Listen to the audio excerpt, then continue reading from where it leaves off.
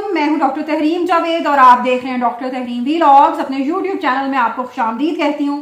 मुल्क की सियासी सूरत हाल अब बिल्कुल वाज़ेह हो चुकी है। पंजाब का अगला सियासी मंजरनामा बिल्कुल क्लियर होकर सामने आ गया है और बहुत हफ्तों बल्कि महीनों बल्कि पूरे साल से जो एक धुंध सी छाई हुई थी कि क्या होगा, बल्ले का निशान आएगा नहीं आएगा, वो सारा कुछ क्लियर हो गया। और एक मैं जो बात अक्सर सुनती आई हूँ कि पाकिस्तान तहरीक इंसाफ की स्ट्रेटजी बाकी सियासी जमातों से सोशल मीडिया की हद तक कई सौ साल आगे है, और हमने खुद भी इस बात से बिल्कुल हम मुत्तफिक हैं कि सोशल मीडिया की हद तक, लेकिन कानूनी उनकी टीम की, उनकी सियासी टीम की जो काबिलियत है वो खुलकर सामने आ गई। और जो मसला इंतखाबी निशान का, एक जमात के सियासी निशान का मसला जो बाकी सियासी जमातों ने आज से 40 साल पहले हल कर लिया था, उसका सोल्यूशन निकाल लिया था, उसमें पाकिस्तान तहरीक इंसाफ बहुत बुरी तरह नाकाम हुई है। बात करेंगे आज कि अगला पंजाब का सियासी मंजरनामा कैसे होगा, हुकूमत कौन बनाने की पोजीशन में होगा, और जो पाकिस्तान तहरीक इंसाफ का इंतखाबी निशान है इसके चले जाने की आखिर सबसे बड़ी वजह क्या है, कौन जिम्मेदार है इस फैसले का, ये फैसला कौन से अवामिल थे जिनकी वजह से ये इंतखाबी निशान दिया। इमरान खान साहब बुनियादी तौर पर अपने मुकाबले में उनके लिए ये काबिल कबूल नहीं है कि कोई शख्स खड़ा हो सके। परवेज इलाही की पंजाब और खैबर पख्तूनख्वा की हुकूमतें भी गिरा देना, उनकी यही जो एक सेल्फ ऑब्सेशन है कि अपने मुकाबले पर वो किसी शख्स के खड़े होने को बर्दाश्त नहीं कर सकते। अब आप पहली बात ये देख लें कि जो इस सारे अमल से नतायज निकले हैं, वो पहले दो जो सबसे क्लियर और करीबी नतायज हैं वो आप समझ लीजिए कि जो एक पार्टी की, एक कौमी सतह पर, वफाकी सतह पर एक मौजूद पार्टी के पास जो रिजर्व सीट्स होती हैं, औरतों की और अकलियतों की मखसूस नशिस्तें होती हैं, पाकिस्तान तहरीक इंसाफ इस वक्त उनसे महरूम हो चुकी है। सेनेट ऑफ पाकिस्तान में जिन सेनेटर्स की फरवरी के अंदर मुद्दत खत्म हो रही है उनसे महरूम हो चुकी है। सेनेट में अगले जो सेनेट की सीट्स आ रही हैं उनमें या तो पाकिस्तान तहरीक इंसाफ बहुत बहुत बहुत महदूद पैमाने पर काम करेगी या आजाद हैसियत में भी मौजूद हो सकते हैं, वहां से भी अपनी नुमाइंदगी खोने जा रही है। मार्च में जिनकी नई मुद्दत शुरू हो रही है सेनेटर्स की, उस टाइम तक आप जानते हैं कि नई जो कौमी असम्बली है, नई सारी हुकूमतें वो आ चुकी होंगी। उसके बाद चलते हैं कि जो ये फैसला किया गया है उसकी क्या वजूहात है। आप इसे सियासी तौर पर सही और गलत कह सकते हैं। अगर आप बिल्कुल पाकिस्तान तहरीक इंसाफ के आप फॉलोअर हैं या उनके साथ हमदर्दी रखते हैं तो बिल्कुल आप कहेंगे, और मुल्क में बहुत सारे लोग, हामिद मीर और बेशुमार लोग कह रहे हैं कि यह फैसला गलत है। ये फैसला सियासी तौर पर सही है या गलत, ये तो आपने फैसला करना है कि आप इस वक्त सियासी तौर पर कहां खड़े हैं, लेकिन आईनी और कानूनी तौर पर यह फैसला ठीक है। और मैं ये समझती हूं कि चीफ जस्टिस काजी फायद ईसा साहब ने यह फैसला देकर पीटीआई को बचा लिया। हो सकता है आप मेरी आज इस बात से एग्री ना करें, लेकिन आने वाले 4-5 साल में आपको इस बात का जवाब मिल जाएगा कि अगर आज बल्ले का निशान पाकिस्तान तहरीक इंसाफ को दे दिया जाता तो कितनी बुरी ताकत थी, कितनी बड़ी ताकत थी जिसका सामना करने की औकात नहीं थी पाकिस्तान तहरीक इंसाफ में। देखें, ताकत का जवाब हमेशा उससे बड़ी ताकत के साथ दिया जाता है। पाकिस्तान तहरीक इंसाफ ने 9 मई को अपनी तरफ से वो ताकत दिखाने की कोशिश की थी, लेकिन अपनी पॉपुलैरिटी जो उन्होंने खुद ही सोशल मीडिया पर क्रिएट की थी उसी से धोखा खा के जहां वो 1000 लोगों की तवक्को कर रहे थे वहां 100 लोग आए। अगर उतनी तादाद में लोग आ जाते जितना उन्होंने सोचा था तो ये नाकाम नहीं, ये एक कामयाब फौजी बगावत करार पाती, बल्कि मुल्क का नक्शा बदल जाता है इसके नतीजे में। बहरहाल दूसरी बड़ी गलती जो इन्होंने की कि अच्छा, फिर एक ये बात की गई कि बाकी सियासी जमातें भी इसी तरह करती हैं, बाकी सियासी जमातों में भी ऐसे ही होता है।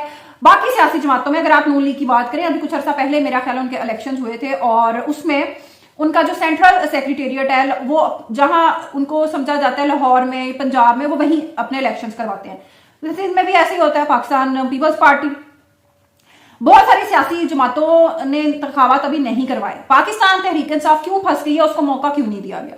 बहुत बार बात की कि 2013 से ये केस चल रहा है। जो इलेक्शंस हुए थे उस टाइम वो इलेक्शंस मुतनाज़े हो गए थे। जो उस टाइम के चीफ इलेक्शन कमिश्नर थे पाकिस्तान तहरीक इंसाफ के अपने, उन्होंने कहा था कि जहांगीर तरीन ने जाली वोट डलवाए।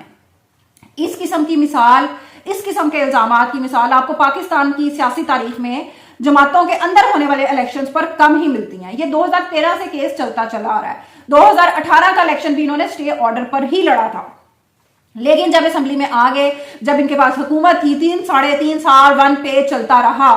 انہوں نے یہ بادر نہیں کیا کہ کوئی قانون سازی ہی کر لیں، کوئی اگر ہم انہیں اس میں کوئی پرابلم آ رہی تھی، کیونکہ انہوں نے سوچا کہ عدالتاں چ اپنے بندے بیٹھے نے، آرمی چیف ساڈا اپنا آ رہا، جنرل فیض ہمارا آرمی چیف ہوگا، جسٹس اعجاز الاحسن ہمارا چیف جسٹس ہوگا، تو ستہ خیرہ ہوں گے۔ پلان جی ہاں، عمران خان کا پلان بی آ رہا ہے، عمران خان کا پلان سی آ رہا ہے، عمران خان کے پاس تو پلان اے ہی نہیں تھا۔ پھر ایک شخص آ گیا اختر اقبال ڈار، جی ہم نے نظریاتی کے ٹکٹ دیے ہوئے ہیں، لوگ پاگلوں کی طرح بچارے جا رہے ہیں کہ نظریاتی کے ٹکٹ جمع کریں۔ آپ لوگوں کی پارٹی کے اندر موجود ہر چیز پہلے ہی موجود ہوتی ہے میڈیا پہ۔ آپ کے خیال میں یہ جو آپ کا پلان بی تھا، اور کتنا ریڈیکولس قسم کا پلان تھا کہ اتنی سیاسی جماعتیں ہیں جو رجسٹرڈ ہیں، ان کو نظریاتی کے ساتھ اتحاد کرنا تھا۔ چلے یہ بھی بونگی مار دی، ان کی پوری سیاسی جماعت کے بڑے بڑے بدماش، علی امین گنڈا پور جیسے بدماش لوکل جو اپنے آپ کو بہت بڑے مافیا سمجھتے ہیں، وہ ریاست کے سامنے کھڑے نہیں ہو سکے، اور یہ اختر اقبال ڈار نے ان کے کاغذات پورے ملک میں ٹکٹس اس کے نام پہ جانے تھے۔ کیسے، کس طرح؟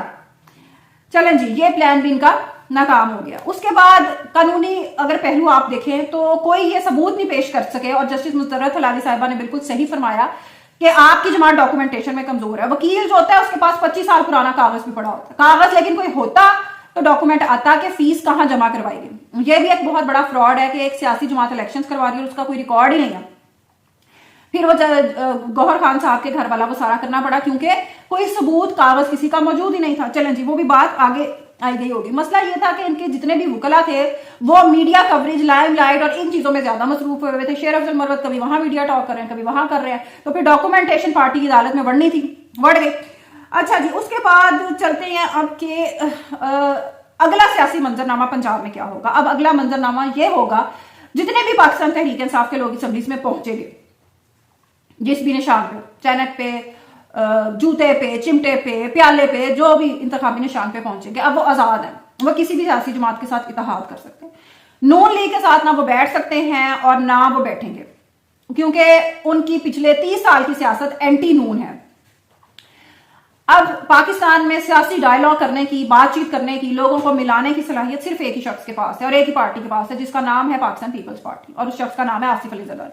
آپ ان کے طرز سیاست سے اختلاف کر سکتے ہیں، لیکن صرف وہی ہیں جو ان لوگوں کو اپنے ساتھ لے کر چل سکتے ہیں۔ پاکستان کی سیاسی تاریخ میں ایک 2008 سے 13 تک کی حکومت تھی جس نے 5 سال پورے کیے تھے۔